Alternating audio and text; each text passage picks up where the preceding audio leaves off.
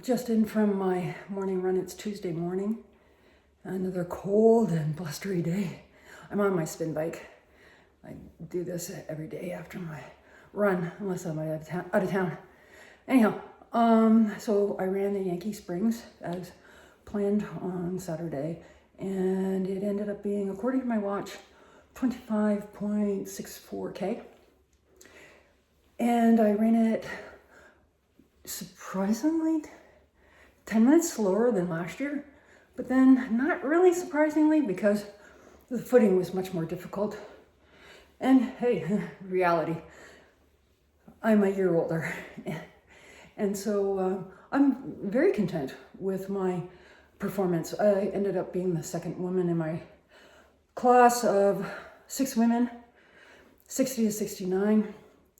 The woman who won the class is 60, and she beat me decisively. She was 15 minutes faster than me. I would hope that at 60 I would have been that fast too. Anyhow, my clothing decisions were right on. So I was completely comfortable the whole time, just a nice little sweat on, and nothing excessive. And I chose to wear my Hoka Mafate Speed 4s.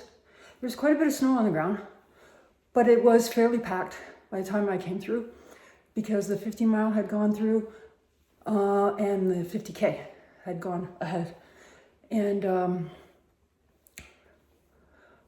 oh yeah, I stood at the start line when the 50K took off just to see who was wearing what, and almost no one was wearing traction. So then I consulted with one of the volunteers, and he recommended, based on wearing Mafates, he said, you won't need traction additionally. And he was absolutely correct.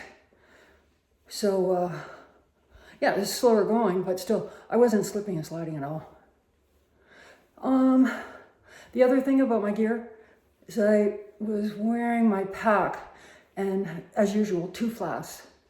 1 flask of water and 1 flask with Tailwind.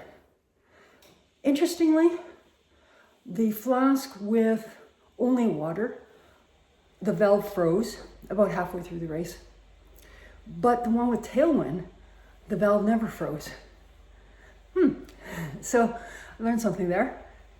I think I could have prevented the water flask from freezing if I had just blown back into the flask after taking a water sip.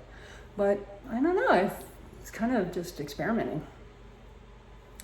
The other thing is when I race, especially at that distance, almost always I'll suffer severe lower leg cramping.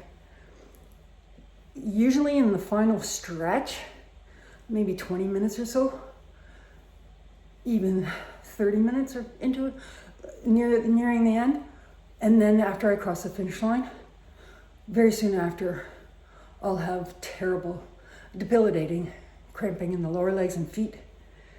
So in the last half hour of this race, I was feeling definitely tension in my lower legs, not in the feet. So when I was on flats, I started to extend this stride length just to give a little relief to that typical motion.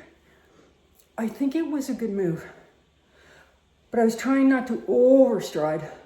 I started that way, and then I thought I got better watch that. So then I started to push back further and use my glute muscles more so. And I'll implement that again in the future because it's pretty standard that I go into this cramping fatigue. And after I cross the finish line, usually I'll walk around a bit trying to keep off the cramping. And then usually I'm not successful, and it just comes on fast and furious, and it's rough. So this time I went directly to my vehicle. I put on a pair of windbreaker pants to keep that heat in, whatever heat was there. And then I put on my coat, grabbed my massage stick, headed right for the big bonfire, got close to it, and started massaging my legs right away. And whoa, with that fire, it felt so nice. And I just worked it and worked it. I had no issues with my feet. And that's unusual. So I worked it and worked it and worked it. And I kept the cramping off. This is a victory for me in itself. And when I was finally convinced that my body would settle, no problem, then I went into the lodge, which was not warm, like next to the fire, the bonfire. And then I just settled my body and then worked my legs again with a massage stick and got myself to a point where I could get up and then get some food. So I was really pleased with how I have gone through that process. It's taken a lot of learning to get to this point, and I just hope that I can repeat it again. Anyhow, so again, really enjoyable. It's a great start to 2025 racing season for me.